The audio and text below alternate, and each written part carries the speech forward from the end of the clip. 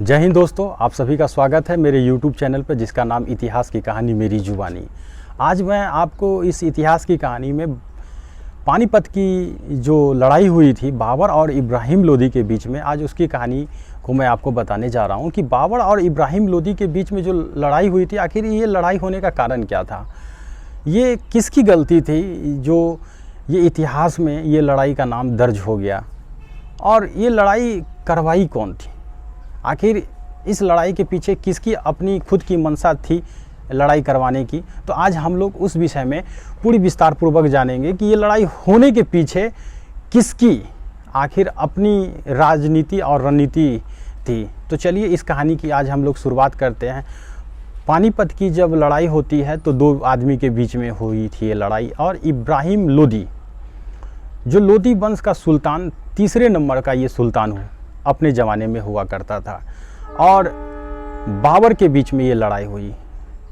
तो बाबर तो एक्चुअल में ये हिंदुस्तान से इसका उस वक्त कोई संबंध नहीं था। जिस वक्त ये लड़ाई की शुरुआत हुई थी तो ये भारत से इसका कोई लेना देना था नहीं, ये अफ़गानिस्तान के काबुल का ये निवासी हुआ करता था। और इब्राहिम लोदी उस वक्त भारत में आगरा शहर में से अपना वो कमांड, पूरे जो भी उसका एरिया हुआ करता था वहाँ से वो कंट्रोलिंग करता था। तो लोदी वंश का जो संस्थापक होता है बहलोल लोदी, और उसके बाद उसका बेटा आता है सिकंदर लोदी। सिकंदर लोदी का बेटा जो होता है ये इब्राहिम लोदी।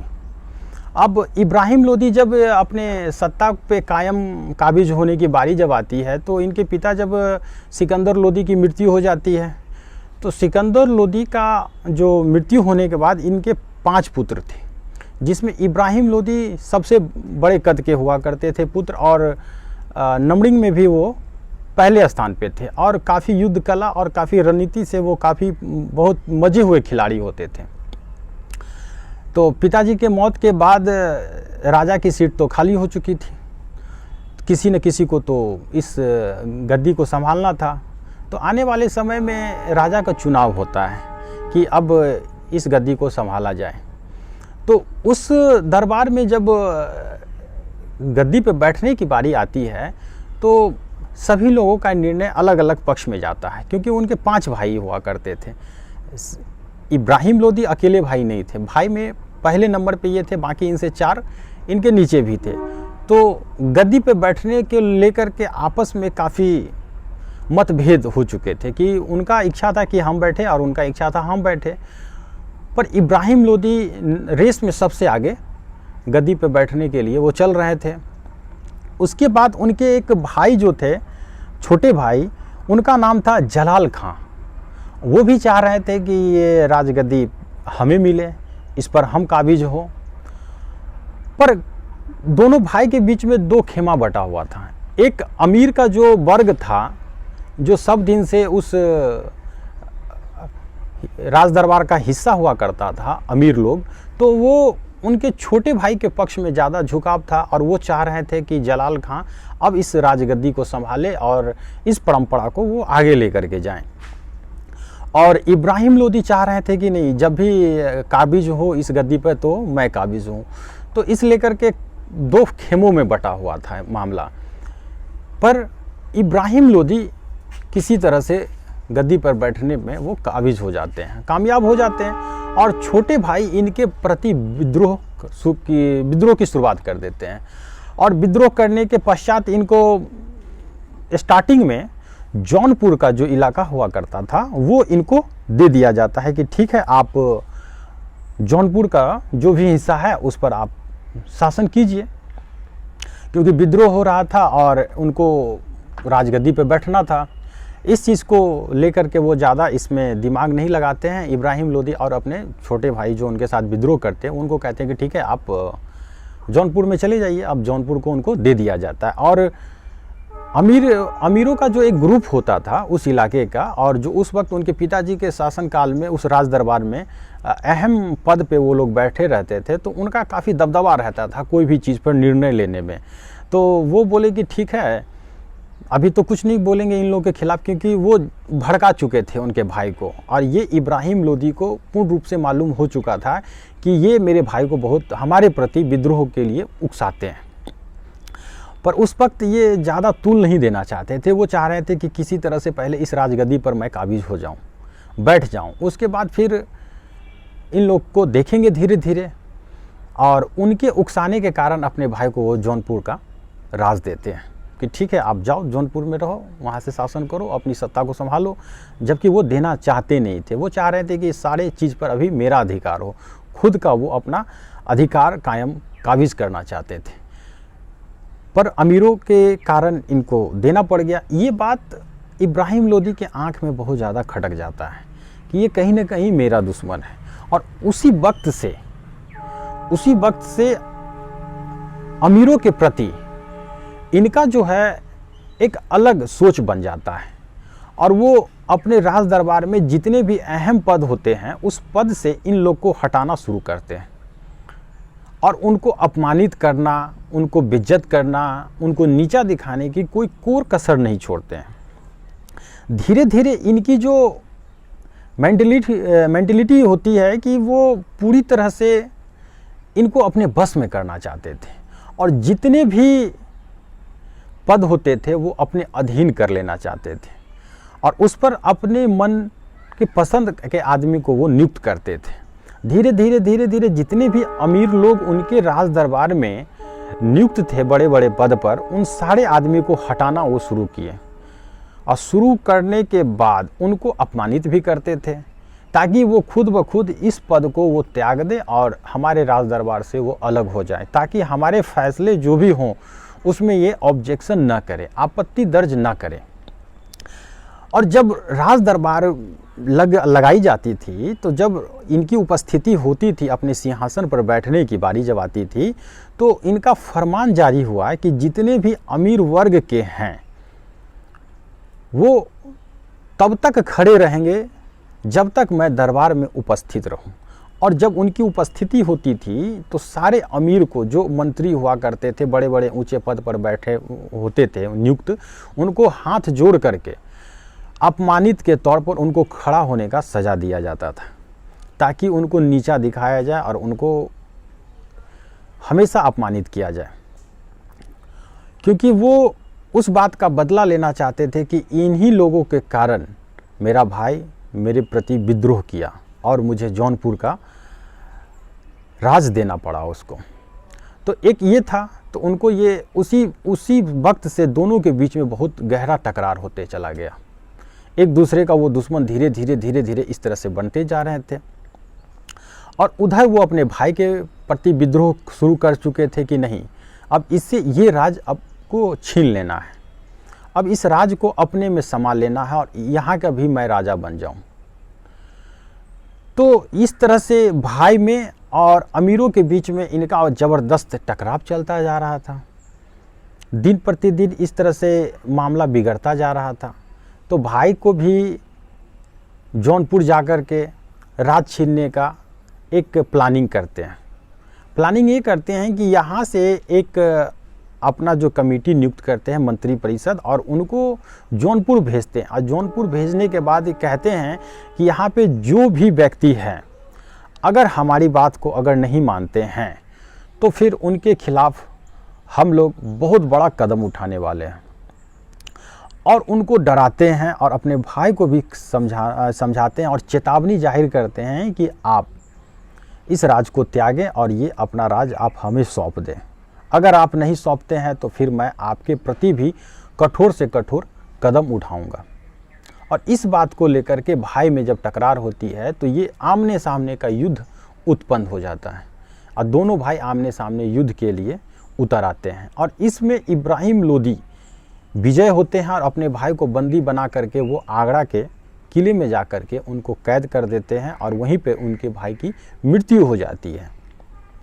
इधर ये सब तरफ हो रहा था, उधर उनके जो चाचा थे दौलत खान लोदी, जो सिकंदर लोदी का भाई और इब्राहिम लोदी का चाचा दौलत खान लोदी, क्योंकि इनका शासन तो कंट्रोलिंग रूम आगरा में था और आगरा से वो दिल्ली हो, लाहौर हो, पंजाब हो, ये सारी चीज़ पर अपना छत्र छाया कायम किए हुए थे और यहीं से वो कंट्रोलिंग कर रहे थे हर अपने क्षेत्र को, अपने एरिया को। और वहाँ पे यहाँ से जो भी फरमान होते थे वो सारी जगह लागू कर दिए जाते थे। तो जब इनके पिताजी की मौत होती है तो उनके जो चाचा होते हैं दौलत खान लोधी, तो वो उसी वक्त से उनका ये सोच होता है, उनकी ये इच्छा होती है कि अब मेरा बेटा या हम इस सत्ता को और इस राज सिंहासन को हम अपना लें इसे, और इस पर हमारा अधिकार हो। पर ये हो न सका और उनको एक छोटा सा क्षेत्र पंजाब और लाहौर का दे दिया जाता है कि ठीक है आप वहाँ पे तत्काल शासन कीजिए। पर इस बात से वो खुश नहीं थे और वो हर वक्त उनकी यही इच्छा होती थी कि मैं इसे पूरा कैसे जीत लूँ और इस सारी चीज़ पर मेरी छत्र छाया हो। पर वो छत्र छाया कैसे कायम करे उन्हें समझ में नहीं आ रही थी, क्योंकि इब्राहिम लोधी उस वक्त का इतने पावरफुल व्यक्ति हुआ करते थे अपने ज़माने में कि उनके सामने अच्छे अच्छे को चलती नहीं थी। और चाचा हो या उनका अपना चचेरा भाई दौलत खान लोधी और इब्राहिम लोधी, तो ये सब के बीच में अच्छा संबंध नहीं था। अच्छा संबंध नहीं होने के बाद चाचा दौलत खान लोधी और उनका चचेरा भाई जो था आपको दिलावर खान लोधी, ये खुश नहीं थे अपने भाई के जो भी प्लानिंग होता था, जो वो नियम लागू करते थे उससे ये खुश नहीं रहते थे। और ये हमेशा चाहते थे कि ये इसको उखाड़ करके फेंके और हम अपना पंजाब लाहौर में तो मेरा राज है ही, यहाँ से हम दिल्ली की गद्दी पर हम काबिज हो जाएं और अपने इस चचेरे भाई को हटा दे। और उधर इब्राहिम लोधी दिल्ली से बैठ कर के ये सोचते थे कि अब जो भी यहाँ का सत्ता है इसे पूर्ण रूप से अपने राज्य में अधीन हम कर लें, क्योंकि है ही, अब मैं इस पे पूरी तरह से शासन करूं। ये इनका प्लानिंग चल रहा था, उधर उनका प्लानिंग चल रहा था कि हम इसको जीत लें, वो चाह रहे थे कि इसको हम जीत लें। और इनकी जो मतलब क्रूर अत्याचार चारों तरफ फैल रही थी, इससे भयभीत उनके चाचा और उनके बेटा दौलत खान लोधी और दिलावर खान लोधी भयभीत रहते थे, क्योंकि जिस तरह से ये आक्रमण और आक्रामक मूड में रहते थे तो ये हमेशा सोचते थे कि जिस तरह से ये अपने खुद का भाई जो था जलाल खां, उसको जब छोड़ा नहीं, उसको मार दिया, तो क्या पता कहीं आने वाले समय में हमको भी तो नहीं छोड़ेगा, ये सत्ता को पाने के लिए हम पे भी आक्रमण करेगा और हमारी भी सत्ता को ये हथिया लेगा। इस चीज़ में वो हमेशा चिंतित रहते थे और ये सोचते रहते थे कि कहीं आने वाले समय में कहीं ये भी न चला जाए। तो अब क्या किया जाए। इनकी इच्छा थी कि हम दिल्ली के और आगरा का जो भी है गद्दी उसको हम ले लें, वो राज अपने अधीन कर लें। और इधर इब्राहिम लोधी चाह रहे थे कि पंजाब और लाहौर पूर्ण रूप से ये अब मेरे अधीन आ जाए, वहाँ पे जो भी फैसला हो डायरेक्ट हमारे तरफ से लागू हो, क्योंकि उस वक्त उनके चाचा वहाँ पे वो कंट्रोलिंग कर रहे थे। और इब्राहिम लोधी आने वाले समय में इनका खुद का ये सोच होता है कि इस चीज़ को हम अपने में ले लें। दोनों के बीच में ये टकरार चल रहा था। तो उस वक्त इनके जो चाचा थे दौलत खान लोधी, वो अपने बेटे दिलावर खां को दिल्ली भेजते हैं। और दिल्ली भेजने के पीछे कारण ये था कि वो चाह रहे थे कि जाकर के तुम पता करो कि इब्राहिम का क्या क्या प्लानिंग है, क्या वो यहाँ पे भी हमला करने वाला है क्या। तो इस चीज़ की जानकारी के लिए उसको दिल्ली भेजा जाता है, दिलावर खां को। और दिलावर खां जब दिल्ली की यात्रा पे निकलते हैं तो उनको दिल्ली के लिए आते हैं और ये सोच करके आते हैं कि हम तो जो भी है इनकी रणनीति को जानेंगे। पर इब्राहिम लोधी को इस बात की भनक लग जाती है कि दौलत खां का बेटा दिलावर खां यहाँ पे पहुँचने वाला है, और वो सोचते हैं कि किस तरह से इनको अब बंदी बना ले अपने एरिया में और इसको वापस न जाने दे। ये बात की भनक उसको लग जाती है कि अगर हम उस एरिया में कदम रखते हैं और हम अगर जाते हैं तो फिर जिंदा हमें वो छोड़ेगा नहीं। और वो वहाँ से डर करके वापस अपने एरिया लाहौर के लिए प्रस्थान कर जाता है। और जब वो वापस पहुँचता है अपने एरिया में तो अपने पिता जो थे उनके दौलत खान लोधी, उनको इस चीज़ की जानकारी देते हैं कि हम तो जान बचा करके हमें भागना पड़ा, क्योंकि अगर हम जाते तो वो हमको छोड़ता नहीं, पूरी तरह से हमको बर्बाद कर देता, मार देता। सो उसकी नीयत अब ठीक नहीं है, वो कभी भी अपने एरिया को अब छीन लेगा और हमें और आपको भी जिंदा नहीं छोड़ेगा। इस बात से दौलत खान लोधी पूरी तरह से घबरा जाते हैं और डर जाते हैं कि हो ना हो अब ये नहीं छोड़ेगा। पर वो करे तो क्या करे, किससे वो सहायता मांगे, कहाँ जाएं, किसको कहें कि आप हमारी युद्ध में मदद करें, क्योंकि ये आप चाह रहे थे कि इनके प्रति अब हम अपना युद्ध अभियान करें, युद्ध करके अब इनसे आमना सामना कर ही लेने में हमारी भलाई है। तो इस ख्याल में वो रास्ता को तलाशने लगते हैं और तलाशते तलाशते वो एक बार बाबर का नाम सुनते हैं कि वो सोचते हैं कि इस युद्ध के निमंत्रण क्यों ना हम बाबर को दें और बाबर को बुला करके उनसे मदद मांगे और उनको कहेंगे कि ठीक है, आप हमको आइए मदद कर दीजिए और इसके बदले में आप हमें मदद कीजिए ताकि हम आगरा और दिल्ली पे हमारी सत्ता हो और आपको इसके बदले में हम पंजाब और लाहौर का एरिया दे देंगे। ये इस उम्मीद से लाहौर से काबुल की यात्रा पर निकलते हैं और वो जा कर के बाबर से मुलाकात करते हैं और बाबर को अपनी सारी चीज़ की रणनीति की जानकारी देते हैं। देने के बाद ये तो उस वक्त की कहानी थी कि वो अपनी इच्छा से वहाँ जाते हैं अपने स्वार्थ में। एक तो ये पार्ट हो जाता है इस कहानी का कि इब्राहिम लोदी का मेन जो फोकस हुआ था कि अपने राज्य पर अधिक से अधिक शक्ति का प्रदर्शन करें और जितने भी मंत्री पद हो उस पर अपने आदमी को हम नियुक्त करें, अपने मनपसंद आदमी, और जितने भी अमीर थे उसके प्रति इनका व्यवहार अच्छा रहता नहीं था। इस बात के लेकर के दोनों में आपस में टकरार होते रहती थी, क्योंकि घर के मुखिया अपनी जनता से उतना नज़दीक नहीं हो पाते थे, क्योंकि जो भी उनके एरिया जो हुआ करता था उस एरिया में जो भी अमीर लोग होते थे वो इनके विरोध में रहते थे। इधर एक तरफ इनका ये प्लानिंग चल रहा था और एक तरफ बाबर का जन्म हुआ।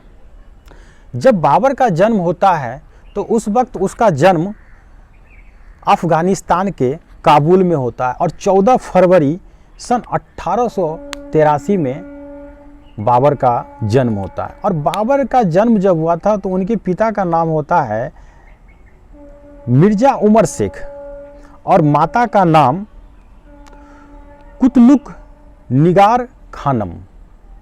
ये दो वंश अलग अलग होते हैं। पिता जो होते हैं वो फरगना का शासक होते हैं और वो आपको यूनिस खां की पुत्री के साथ उनकी शादी हो जाती है और चंगेज खां के वंशज थे वो। उनके जो माता जो थे वो चंगेज खां और पिता जो थे वो तैमूर की 5वीं पीढ़ी कि ये इनके वंशज थे। तो बाबर दो अलग अलग वंशज के एक बहुत बड़ा बाहुबली टाइप का वो इंसान हुआ करता था अपने ज़माने में, और युद्ध की बहुत सारी नीति वो अपने पूर्वजों से ही विरासत में उनको मिली थी कि किस प्रकार युद्ध लड़ना है।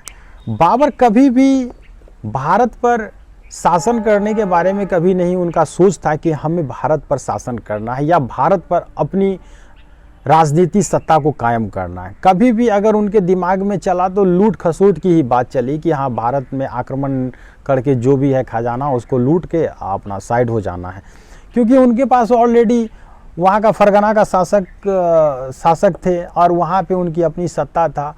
पर वो सत्ता एक सुल्तान का सत्ता हुआ करता था, बहुत बड़ा उनका एरिया नहीं हुआ करता था, छोटा मोटा एरिया का वो सुल्तान हुआ करते थे उनके पिता। पर उनको भी आपस में लड़ाई चलते रहती थी आसपास में की एरिया में। पर ये कभी ये नहीं सोचे थे कि कभी हमको आने वाले समय में मैं भारत पर जा कर के इतनी बड़ी सत्ता कायम करूँगा। पर जब उनकी लड़ाई हो रही थी एक समय में अपने ही एरिया के एक सुल्तान से, तो लड़ाई के कारण उनको छुप के दूसरी जगह भागना पड़ा था। तो उसी दरमियान में वो एक जगह छुप जाते हैं और वो 1503 में वो उनके एरिया में एक लड़ाई होती है। लड़ाई होने के कारण जब वो बाबर गृह विहीन होकर उज़बेकों से बचने के लिए, ये जो लड़ाई हुआ था बाबर और उज़बेकों के बीच में, उससे बचने के लिए क्या हुआ कि वो एक स्थान से दूसरे स्थान भागते रहते थे, क्योंकि उनको उस वक्त वहाँ से सत्ता हट चुकी थी।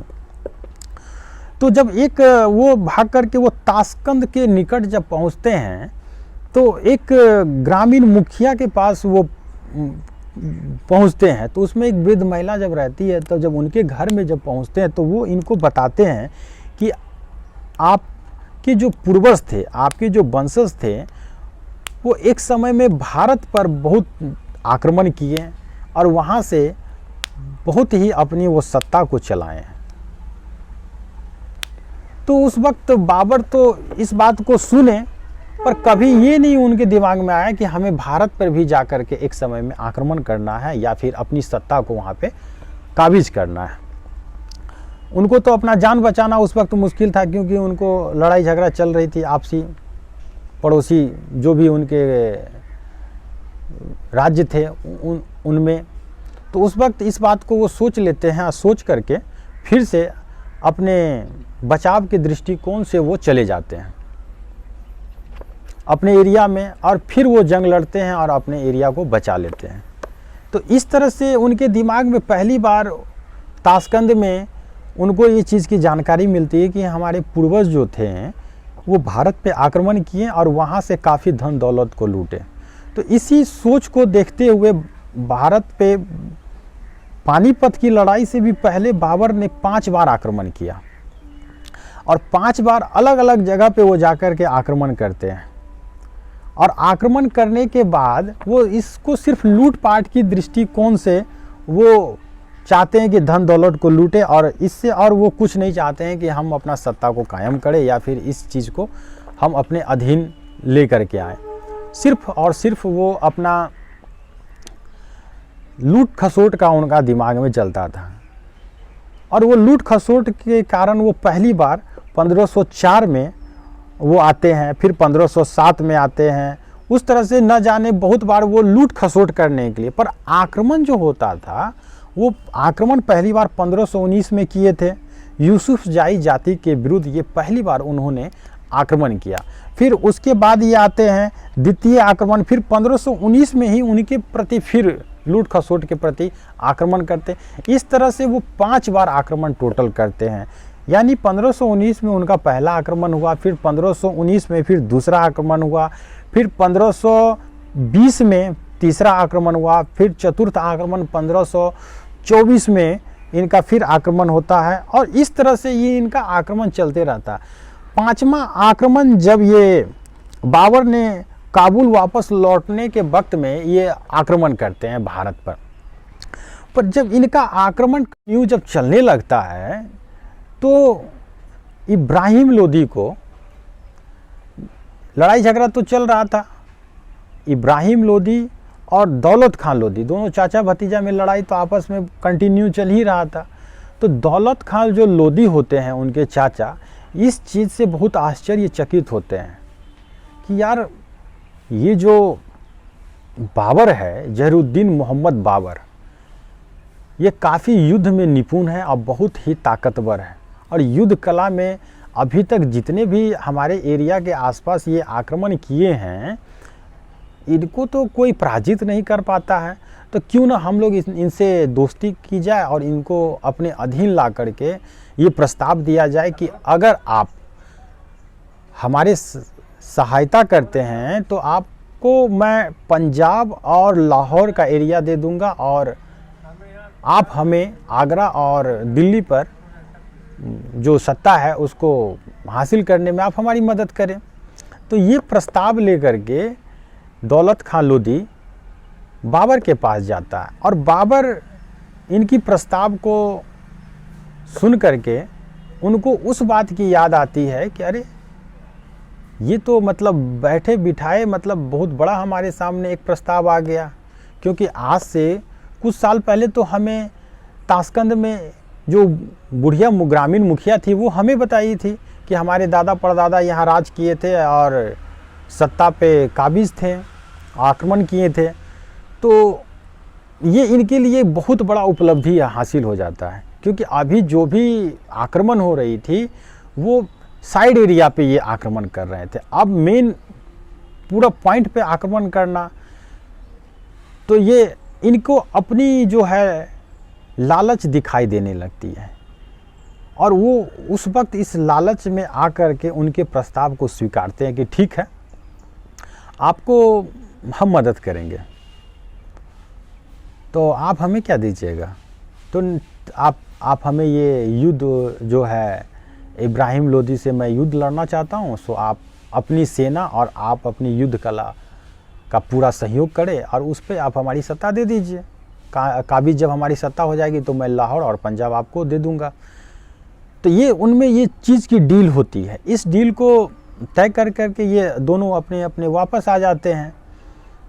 पर जब आने के बाद जब ये जब आ जाते हैं वहाँ से, तो इनको लगता है इब्राहिम लोदी को, ये इब्राहिम लोदी और दौलत खान लोदी, तो दौलत खान लोदी जब वहाँ से वापस आते हैं बाबर से मिल करके, और जो ये डील होती है, इस डील के बाद उनको संतुष्टि नहीं होती है, क्योंकि इस डील के तुरंत बाद एक लड़ाई होती है।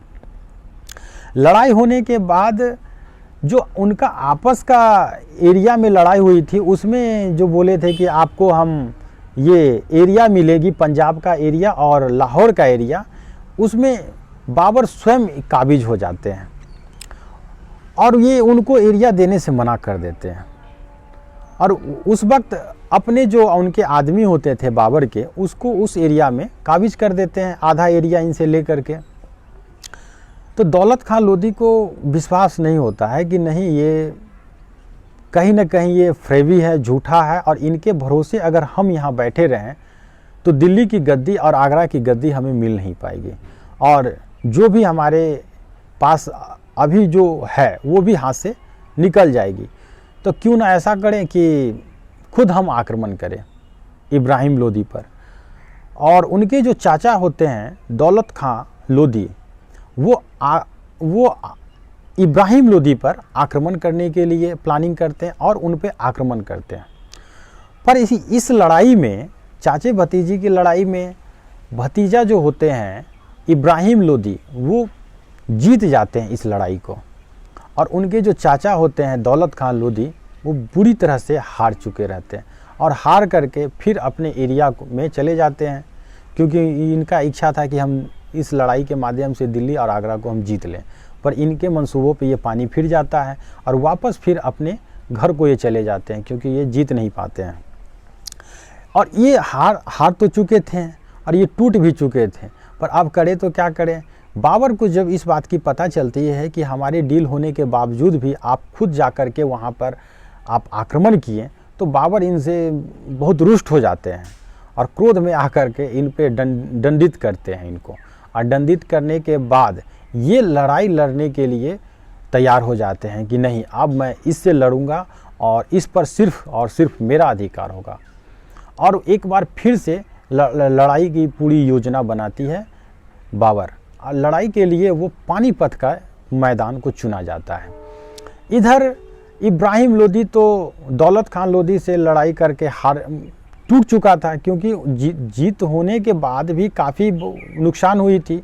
जीत तो ऐसे मिलती नहीं है किसी लड़ाई में, क्योंकि इनकी भी सैनिक काफ़ी नुकसान हुआ था, सैनिक की मौत हुई थी और काफ़ी धन खर्च हुई थी, और जितने भी अस्त्र शस्त्र हुआ करते थे उनके पास वो भी काफ़ी नुकसान हुई। और फिर एक बार युद्ध लड़ना तो उनके लिए ये कमर तोड़ने की बराबर, क्योंकि एक सप्ताह 10 दिन पहले जो युद्ध हुई थी और फिर एक युद्ध, तो ये संभव नहीं थी कि एक युद्ध ख़त्म नहीं और दूसरी युद्ध को फिर अब हम शुरुआत करें।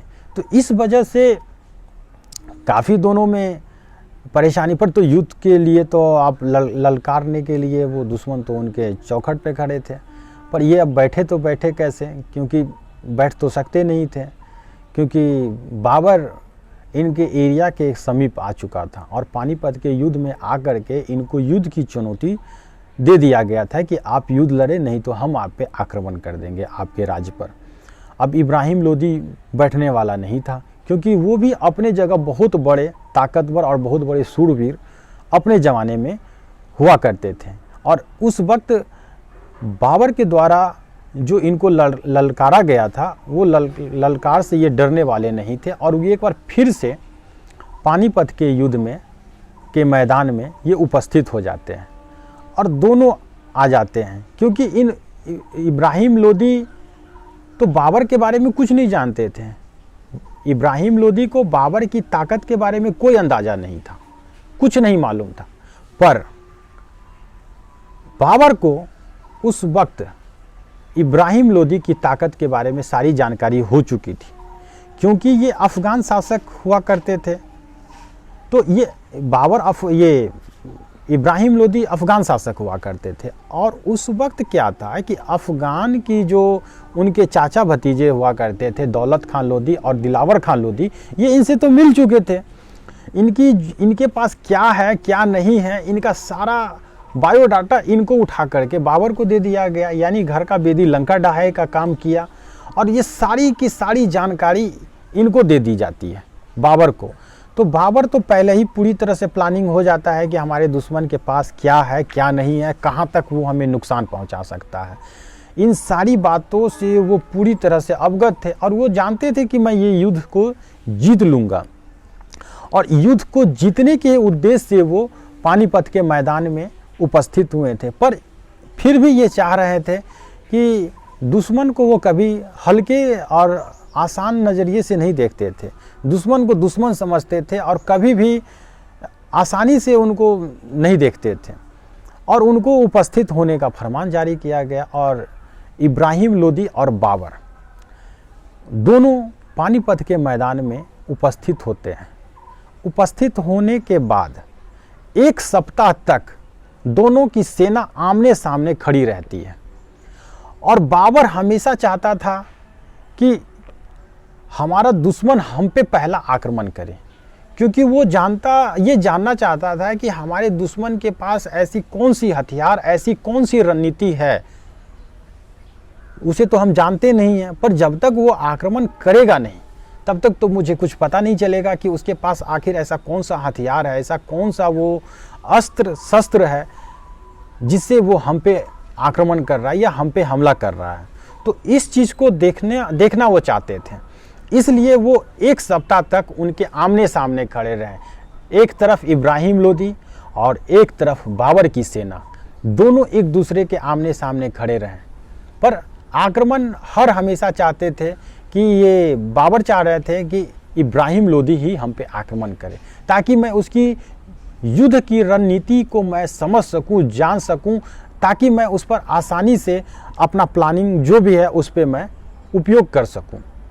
अगर वो हम पे तीर धनुष मारते हैं, बम मारते हैं, वो उस चीज़ को देखना चाह रहे थे कि कौन सा आखिर वो युद्ध का रणनीति है इनके पास, कौन सा वो हथियार है, कौन सा बम गोला बारूद है जो जिसके माध्यम से वो हम पे हमला करना चाहते। तो इस उद्देश्य से वो एक सप्ताह तक रुके रहे और एक सप्ताह तक उन दोनों के बीच में ये चलता रहा कि ये हम पे हमला करे, वो हम पे हमला कर रहे हैं।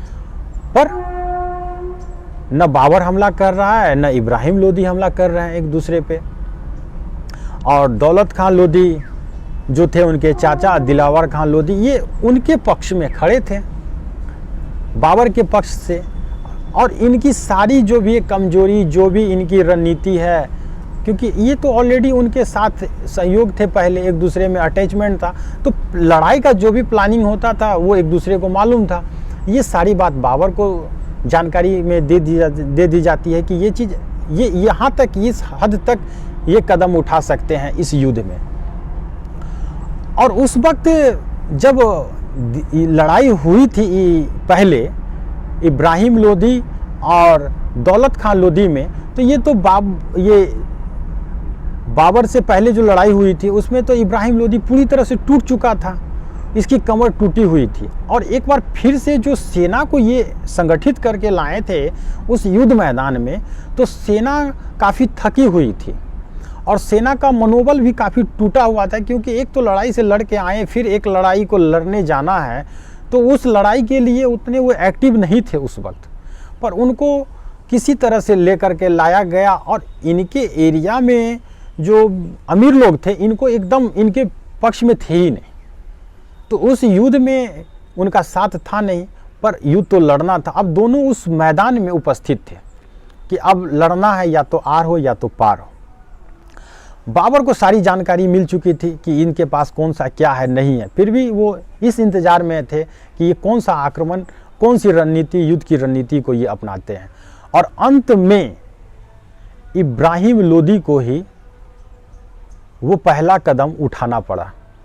इनके प्रति आक्रमण में इब्राहिम लोदी एक सप्ताह के बाद, पहला आक्रमण इब्राहिम लोदी के द्वारा बाबर पर आक्रमण किया जाता है। तो बाबर जब इनकी आक्रमण और युद्ध नीति को कुछ ही घंटों में समझ लेते हैं पूरी तरह से, और इस तरह से फिर अपने युद्ध का वो निर्माण कर देते हैं, इस तरह से रणनीति का निर्माण करते हैं, और इस तरह से अपने जो भी पावर होते हैं उसका मैनेजमेंट करके जो इब्राहिम लोदी पे टूट पड़ते हैं। तो दोपहर तक, सुबह में लड़ाई शुरू होती है, दोपहर तक ये युद्ध का परिणाम साफ तौर पर बाबर के पक्ष में आ जाता है। और बुरी तरह से, क्योंकि उस वक्त जो बाबर के पास सेना काफ़ी लाखों में संख्या में उनके पास सेना हुआ करती थी, इनके पास हजारों की संख्या में सेना था। इनके पास अगर 50,000 है इब्राहिम लोदी के पास, तो उनके पास 1.25 लाख। तो सैनिकों की भी संख्या काफ़ी थी और युद्ध की रणनीति काफ़ी बहुत ही तगड़ा, आश्चर्यजनक। क्योंकि इब्राहिम लोदी के लिए भी एक पहला मामला था, क्योंकि ये अभी तक विदेशी से युद्ध लड़े नहीं थे। विदेशी के पास क्या क्या रणनीति है इनको भी नहीं मालूम और इनको भी नहीं मालूम, पर इनके पास ये चीज़ की जानकारी हो चुकी थी कि उनके गुट का एक आदमी, उनके चाचा और उनके चचेरा भाई इनमें शामिल हो गए थे। इसलिए करके बाबर को इस चीज़ की पूरी तरह से जानकारी हो चुकी थी कि अब इनको हमको कैसे हराना है। इस वजह से वो इन पर टूट पड़ते हैं और बुरी तरह से दोपहर तक 1 से 2 बजे के बीच में बुरी तरह से इब्राहिम लोदी को परास्त कर देते हैं। अब परास्त करके उसी युद्ध के मैदान में इब्राहिम लोदी को मौत का घाट उतार देते हैं। और ऐसे ऐसे बम, गोले, बारूद का उपयोग करते हैं बाबर कि जो इसके लिए, इब्राहिम लोदी के लिए बहुत ही आश्चर्यजनक चीज़ था, क्योंकि उसने इस चीज़ को कभी देखा नहीं, इस चीज़ का कभी उपयोग नहीं किया। और जब वो तोप का इस्तेमाल किए तो उस तोप के गोले के सामने उनकी सैनिक धराशायी हो जाती है और बुरी तरह से वो छिन्न भिन्न हो जाते हैं और कुछ ही घंटों में वो सारा युद्ध समाप्त। और फिर एक बार बाबर पूरी तरह से उस युद्ध को जीतने के बाद आगरा में और दिल्ली पर अपनी राज की कायम करते हैं। और 21 अप्रैल 1526 को जो ये पानीपत की युद्ध होती है उसमें इनकी सफलता आसानी से इनको मिल जाता है और अपने पुत्र हुमायूं को ये आगरा भेजते हैं। आगरा भेजने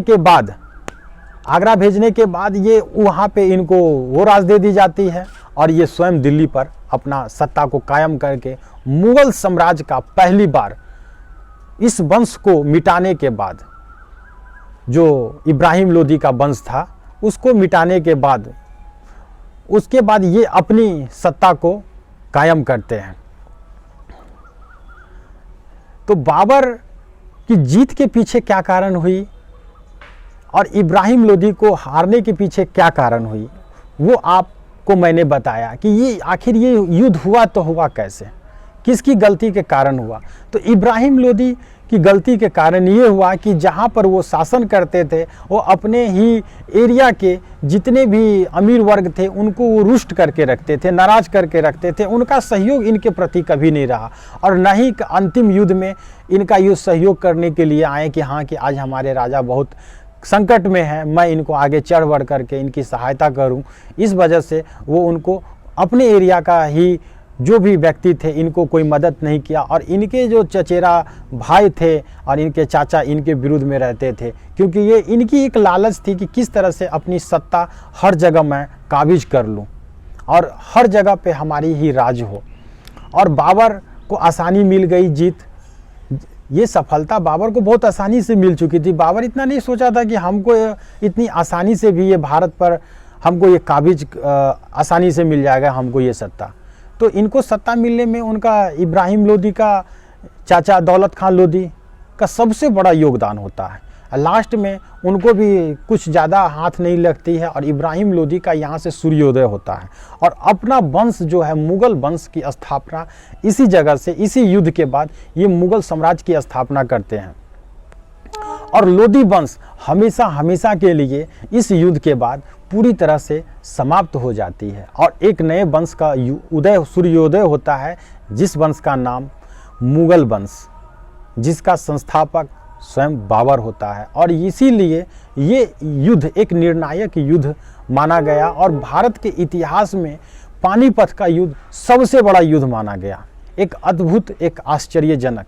तो आज तक जो हम लोग जानते थे कि 21 अप्रैल 1526 को जो ये युद्ध लड़ी गई, तो इस युद्ध को लड़ने के पीछे कारण क्या थी, किसकी गलती थी, कौन ये युद्ध करवाया, इसमें मैं आपको पूरी तरह से जानकारी दे चुका हूँ कि ये युद्ध होने के पीछे कारण क्या थी, किसकी गलती थी, किसकी लालच थी। तो ये जब भी इतिहास में कोई युद्ध हुई तो कुछ न कुछ कारण होता है, हर युद्ध के पीछे कुछ न कुछ कारण छिपी होती है, जिस कारण को आज हम लोग स्पष्ट रूप से जाने और इस युद्ध का अंत होने का क्या कारण था वो भी हम लोग जाने। और इस युद्ध का परिणाम क्या हुआ, परिणाम ये हुआ कि ये आपको मुग़ल वंश की स्थापना होती है और लोधी वंश की कहानी समाप्त हो जाती है। और सबसे बड़ी बात जो बाबर जो इसमें उनको सफलता मिली, इसके पीछे क्या कारण थी, कारण दो कारण। बाबर को सफल होने का सिर्फ दो ही कारण था। एक तो ये वो ऑलरेडी पहले से युद्ध की बहुत बड़ी रणनीति को जानते थे, कला, युद्ध लड़ने की कला। और दूसरी बात जो सबसे ज़्यादा उनको सहयोग दिए, उनका चाचा इनके पक्ष में था, जो इनको सारी रणनीति की जानकारी दे दिए थे कि ये क्या क्या कर सकते हैं, कौन कौन ये हथियार से आप पे हमला कर सकते हैं, इनकी युद्ध की कला की नीति क्या है। तो इस तरह से हमने इस चीज़ को जाना, समझा कि किस प्रकार से पानीपत का युद्ध की शुरुआत हुई, किस प्रकार अंत होती है। अगर इब्राहिम लोधी गलती नहीं करता तो मुग़ल वंश की स्थापना नहीं होता और अपना वंश को हमेशा आगे बढ़ा करके लेके चलता। पर इब्राहिम लोधी की गलती के कारण वो अपना वंश भी खो दिया और अपनी जान से भी हाथ को धोना पड़ा। तो चलिए इस प्रकार इस कहानी की हम समापन करते हैं, फिर अगले किसी कहानी के साथ आपसे हमारी मुलाकात होगी। तब तक के लिए जय हिंद।